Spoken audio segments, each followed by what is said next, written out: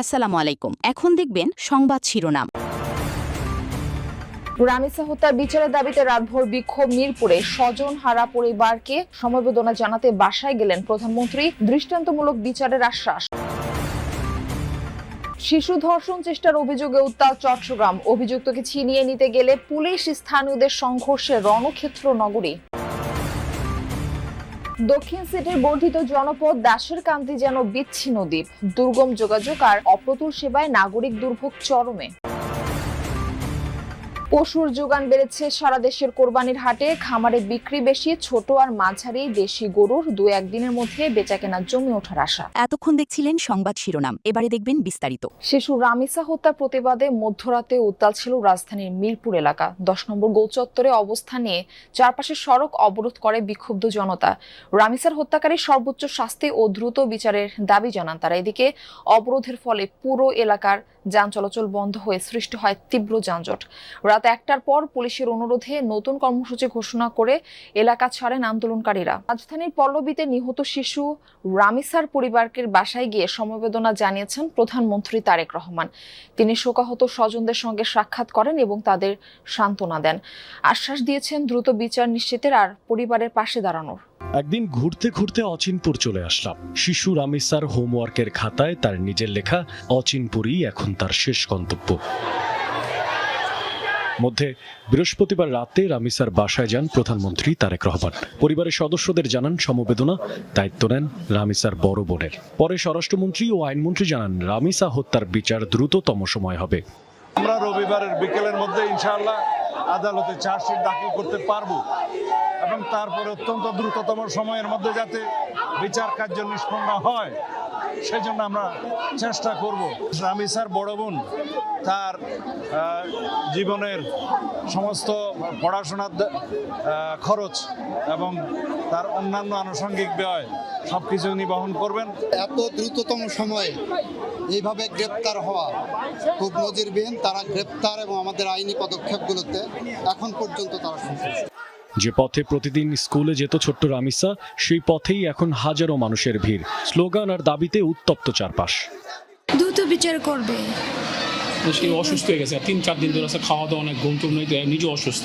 আমার বড় মেয়ে লেখাপড়ার দায়িত্ব নিবে বলছি। 4 বছরের এক শিশুকে ধর্ষণ চেষ্টার অভিযোগে ঘেরাও এবং দফায় দফায় সংঘর্ষে রণক্ষেত্র চট্টগ্রাম। অভিযুক্ত যুবক মনিকে পুলিশে নিয়ে যেতে চাইলে বাধা দেয় স্থানীয়রা। তারা পুলিশের কাছ থেকে ছিনিয়ে নিতে চাইলে বাধে সংঘর্ষ। এক পর্যায়ে পুলিশের গাড়িতে আগুন দেওয়া হয়। কয়েক ঘণ্টাব্যাপী সংঘর্ষে পুলিশ, সাংবাদিক সহ অন্তত 15 জন আহত হয়। বন্ধ হয়ে যায় মহাসড়কে যান চলাচল। ঘটনার সূত্রপাত বৃহস্পতিবার বিকালে। স্থানীয়দের অভিযোগ, চট্টগ্রাম নগরীর বাকলিয়ায় চেয়ারম্যান ঘাটা এলাকায় ডেকোরেশন দোকানের এক কর্মচারী 4 বছরের এক শিশুকে দোকানে ডেকে নিয়ে ধর্ষণের চেষ্টা চালায়। খবর পেয়ে স্থানীয়রা ওই ভবন ঘিরে ফেলে।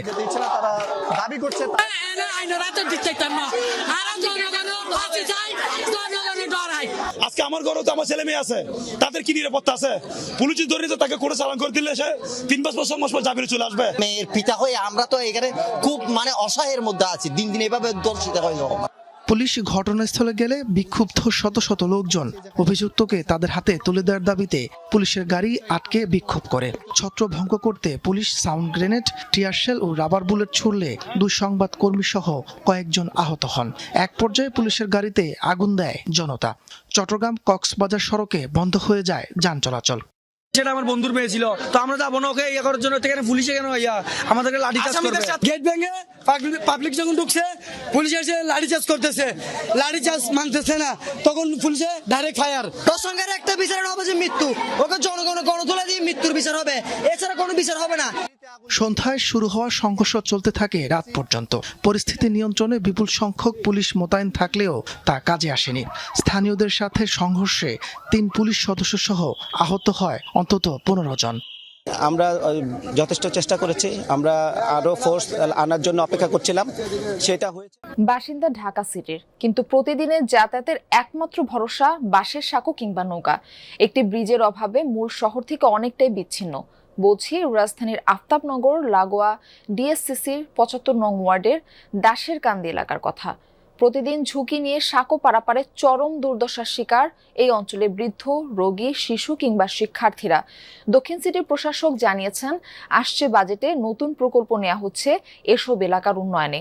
তপ্ত রোদে ধান মাড়াইয়ে ব্যস্ত কৃষানি, এমন দৃশ্য আবহমান বাংলার কোনো এক গ্রামের মনে হতেই পারে। তবে বাস্তবতা হলো কোনো গ্রামীণ জনপদ নয়, খোদ রাজধানী শহরের বাসিন্দা তারা, যেখানে পৌঁছায়নি শহরের চাকচিক্য আর নাগরিক সুবিধা। আমরা তো শহরে ঢুকছি অনেক বছর হয়েছে, 10 বছর হয়েছে, কিন্তু শহরের কোনো সুযোগ সুবিধা পাই নাই কে। পানির লাইন নাই, গ্যাসের লাইন নাই, রাস্তাঘাট ঠিক নাই কে। একটা স্কুলে বাচ্চা পোলাপান যাইতে না, অসুবিধা হয়।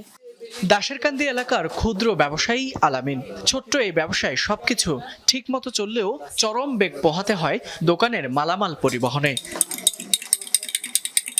ব্যবসা বাণিজ্যের ক্ষেত্রে অনেক দুর্ভোগ কষ্টে আছি।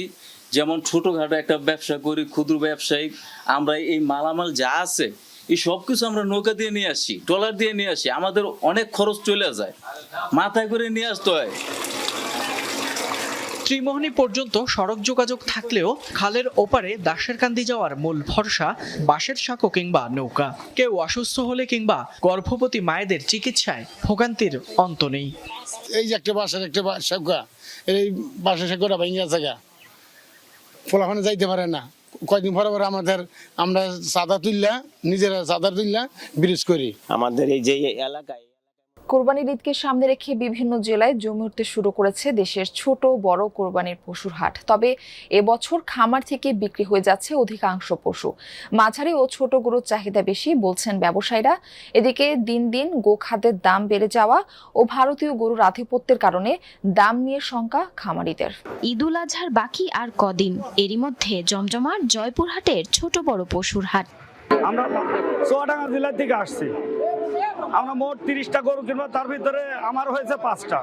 আজকে নতুন হাটে গরুর আমদানি অনেক বেশি, তবে বাজারটা বড় গরুর তুলনায় ছোটগুলো একটা অনেক বেশি মনে হচ্ছে। শুধু হাট নয়, জয়পুরহাটের পুরানাপুল এলাকায় গরু মহিষের খামারগুলো থেকেও কোরবানির পশু কিনছেন পাইকাররা। হাটের ঝক্কি ঝামেলা এড়াতেই বেছে নিচ্ছেন বিকল্প। প্রত্যেকটা খামারে পর্যাপ্ত সংখ্যক কোরবানির পশু আমরা লক্ষ্য করছি। আমরা আশা করি আমাদের খামারিরা এবার সঠিক প্রাইস পাবে। আমাদের ফার্মের আশপাশের গ্রামগুলো থেকে কিছু পাইকার আছে যারা 12 মাস এই গরু বেচা কিনা করে। তারাই মূলত ফার্মে এসে গরু দেখে কিনে নিয়ে গিয়ে ওরা আবার হাটে বিক্রি করে। শরীয়তপুরেও প্রস্তুতির কমতি নেই। আসন্ন কোরবানি উপলক্ষে চাহিদার তুলনায় বেশি গবাদি পশু প্রস্তুত। ছোট গরুর পাশাপাশি খামার জুড়ে রয়েছে বড় গরু। আমরা এবার ঈদ উপলক্ষে